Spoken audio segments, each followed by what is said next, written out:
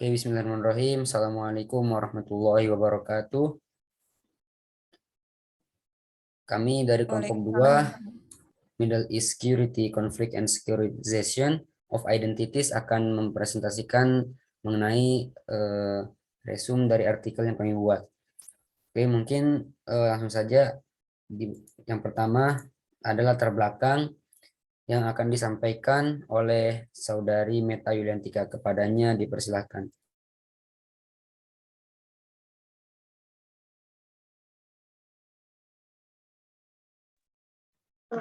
Assalamualaikum warahmatullahi wabarakatuh.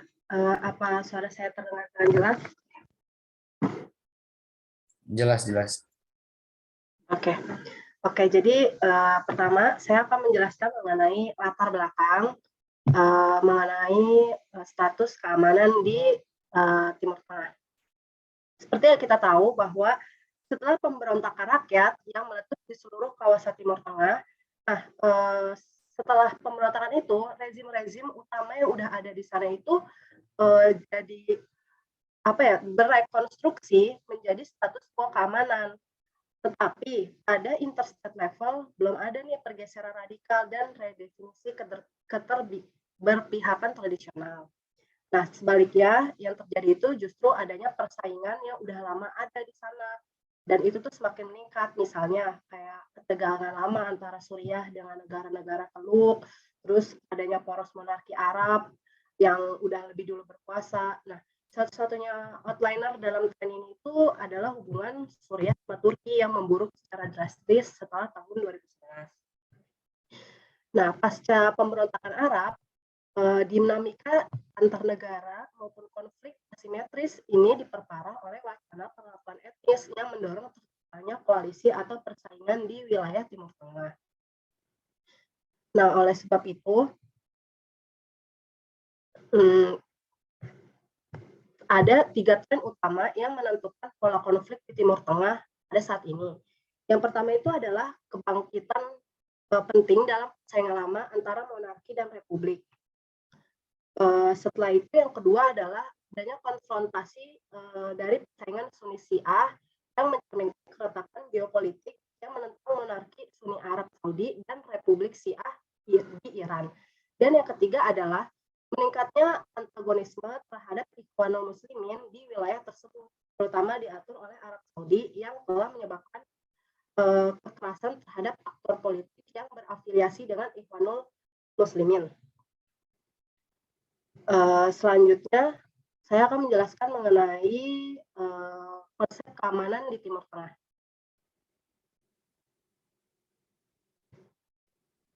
Oke. Nah, konsep keamanan di Timur Tengah itu menurut buku yang telah kita review terdapat 2 pendekatan. Yang pertama itu adalah pendekatan secara tradisional dan yang kedua itu adalah pendekatan peran dan dampak aktor negara. Nah, selama beberapa dekade yang kita tahu bahwa pendekatan tradisional itu lebih melihat pada bagaimana negara lain itu menginvasi keamanan negara lain di wilayah Timur Tengah, misalnya seperti saat Amerika Serikat menginvasi Afghanistan. Nah, pendekatan tradisional itu juga dia itu lebih menganalisis peran negara dan bagaimana negara itu menanggapi ancaman keamanan dengan aliansi atau mengobarkan perang. Nah, kalau pendekatan yang kedua ini, yang peran dan dampak aktor negara, itu tuh dia lebih melihat ada kelompok kekerasan bersenjata yang ada di situ dan ancaman tidak konvensional terhadap keamanan domestik dan regional serta beberapa bentuk kerjasama dan persaingan antara aktor negara dan aktor non-negara. Nah, dari contoh yang dua ini, yang peran dampak aktor negara itu, misalnya seperti kita tahu itu adalah bagaimana ISIS itu menguasai Suriah hingga membuat negara itu menjadi porak-poranda. Nah, kombinasi dari dua pendekatan ini mencerminkan berbagai tahapan dalam evolusi sistem di Timur Tengah dari awal era pasca kolonial hingga pemberontakan Arab pada tahun 2010 sampai 2011 atau yang biasa kita kenal itu Arab Spring.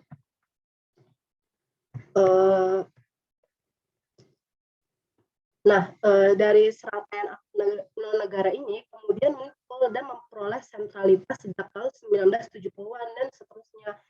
Nah, dari beberapa aktor negara ini tuh yang terkenal yang mempunyai pengaruh itu seperti Hizbullah di Lebanon, terus Hamas di Palestina, itu juga dia tuh sebagai aktor kuat yang memainkan peran pelengkap bagi negara-negara dalam keamanan regional.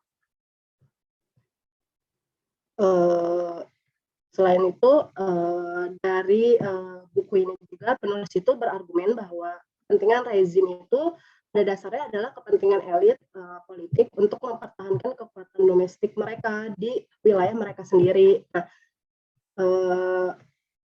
kepentingan rezim ini mendefinisikan pemerintah itu sebagai negara yang kejam gitu istilahnya, yaitu sistem yang tidak memiliki faktor sosial, legitimasi domestik, dan yang memerlukan model paksaan secara internal dan eksternal untuk menjaga keamanan status quo.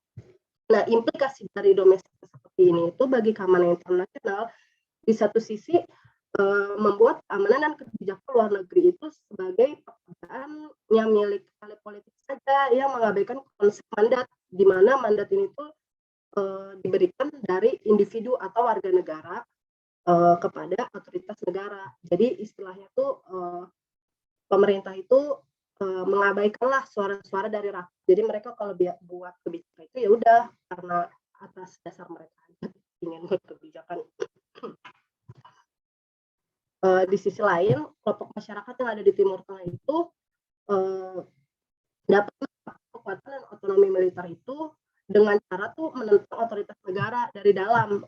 Jadi karena itu kayak gimana Mesir itu bisa menggulingkan pemerintahan itu kan karena warga negaranya itu dia memberontak sehingga rezim pemerintahan yang ada itu kemudian runtuh kayak gitu. Nah, saat ini elemen yang paling mencolok dari keamanan Timur Tengah itu adalah peningkatan otonomi aktor negara dan proksi tradisional yang menghasilkan pola hibriditas dalam lembaga dan peperangan kayak gitu. Nah, konflik kepentingan antar negara dan pengklaim baru kedaulatan saat membahayakan kesatuan politik tradisional di Timur Tengah, dan akibatnya itu bisa berlanjut sampai di kemudian hari seperti itu. Kemudian penjelasan selanjutnya akan dijelaskan oleh teman saya. Baik, terima kasih kepada Saudari Meta Yuliantika. Selanjutnya kita akan membahas mengenai monarkis versus republik, the traditional structure of security in the Arab Middle East, yang akan dipresentasikan oleh Fatimah Mufidah. Kepadanya kami persilahkan. Baik, terima kasih. Di sini saya akan mempresentasikan mengenai monarki versus republik, the traditional structure of security in the Arab Middle East. Kawasan Timur Tengah adalah kawasan di mana terdapat level keamanan regional yang otonom dan telah beroperasi selama beberapa dekade. Negara-negara Timur Tengah adalah negara-negara di mana sebagian besar terdiri dari negara-negara pasca kolonial. Akan tetapi, jika dilihat lebih lanjut, negara-negara Timur Tengah ini masih memiliki tradisi atau pre-modern yang sangat kental, seperti suku, klan, dan agama. Daerah Timur Tengah dipandang sebagai wilayah yang strategis bagi ekonomi global maupun untuk kemakmuran berkelanjutan yang berasal dari negara-negara maju.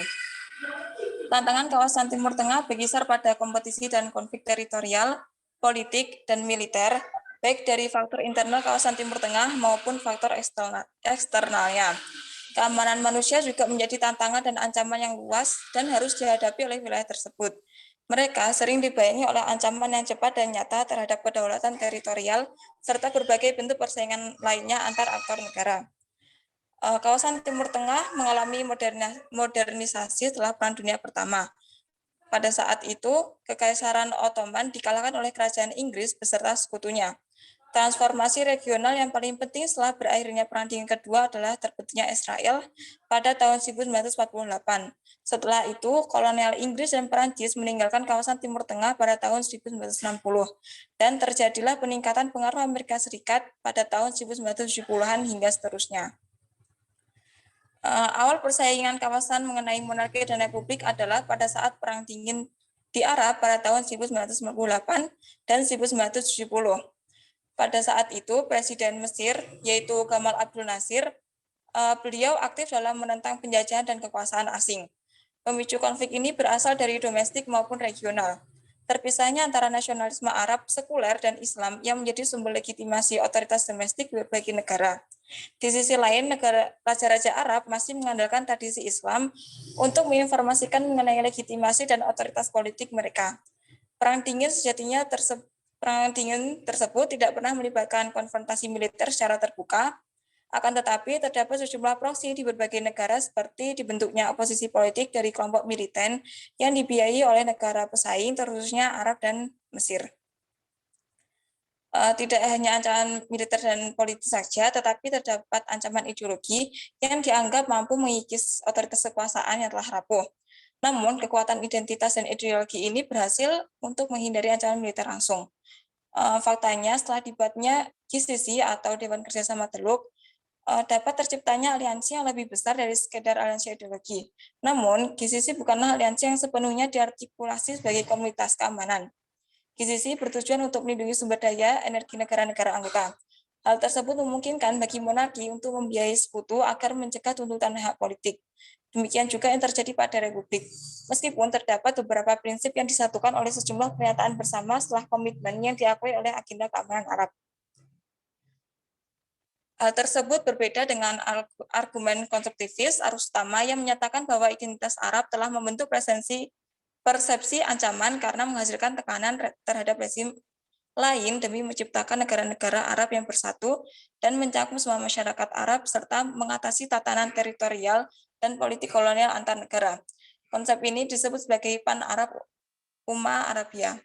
Gagasan ini tidak secara kenyataannya dengan sistem negara yang terbagi menjadi beberapa unit teritorial yang sah. Pada tahun 1960-an, muncullah Gamal Abdul Nasir yang muncul sebagai pemimpin Arab terkuat. Hal tersebut tentu menjadi ancaman bagi elit-elit kawasan Timur Tengah, terutama bagi raja-raja Arab. Pada tahun 1970, Saddam Hussein menginvasi Kuwait dan menyebabkan terbenturnya kepentingan otoritas nasional lainnya yang berada di bagian yang berbeda dan terdapatnya gagasan Ummah Arabiyah yang menghalangi munculnya potensi hegemon di wilayah tersebut. Hal tersebut menimbulkan ketidakabsahan struktural sistem antar negara yang dapat menyebabkan ancaman destabilisasi ganda bagi rezim Arab. Pada akhirnya, Suriah dan Irak melepaskan identitas nasionalis Arab lalu diganti dengan legitimitas revolusioner yang bersifat transisi dan berfungsi untuk mengkonsolidasi Orde Baru serta berorientasi pada pelestarian keamanan internal yang berujung untuk menghindari legitimasi legal rasional.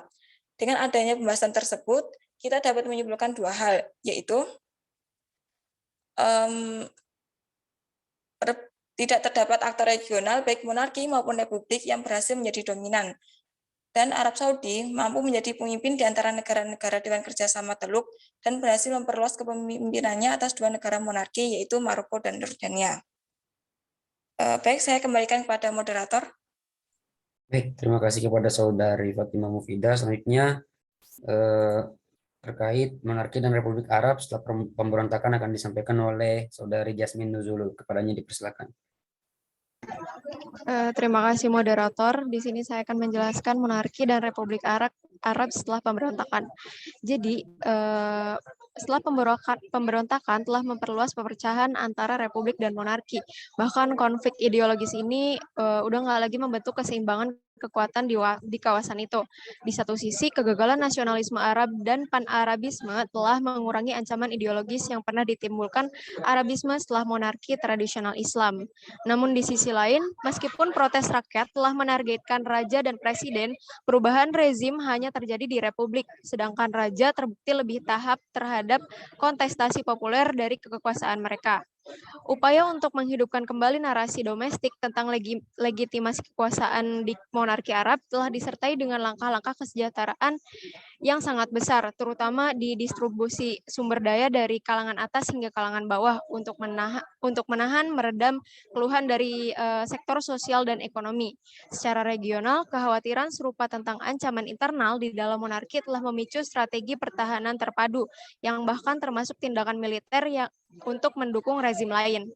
Lalu, upaya kebijakan luar negeri baru lainnya yang bertujuan untuk memperkuat stabilitas negara-negara Arab karena kebijakan bantuan luar negeri dianggap menjadi komponen yang sangat penting dan strategi regional Teluk, terutama kerajaan Saudi, dan diarahkan untuk menjaga stabilitas monarki di seluruh kawasan, serta untuk menenangkan penentang potensial dan melemahkan musuh yang tangguh.